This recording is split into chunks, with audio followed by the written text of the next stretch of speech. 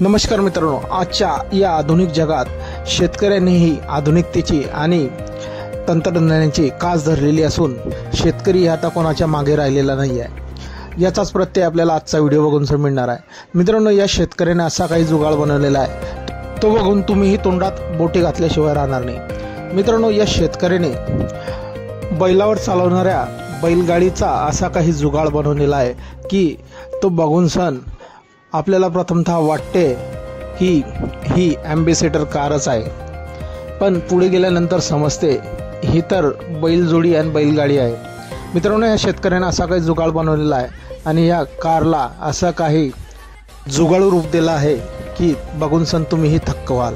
मित्रांनो, आपण बघू शकता कशा प्रकारे या शेतकऱ्याने एका ॲम्बेसेडर कारला कट करून त्याचे बैलगाडीत रूपांतर केलेले आहे आणि चक्क त्या कारला बैलांच्या मागे जुंपलेली आहे आणि तो शेतकरी रस्त्यावर फेरफटका मारत आहे। मित्रांनो, ह्या शेतकऱ्याचा व्हिडिओ सोशल मीडियावर चांगलाच व्हायरल झालेला असून सर्व लोकांच्या पसंतीस येत आहे आणि सर्वजण या शेतकऱ्याचे मन भरून कौतुक करत आहे।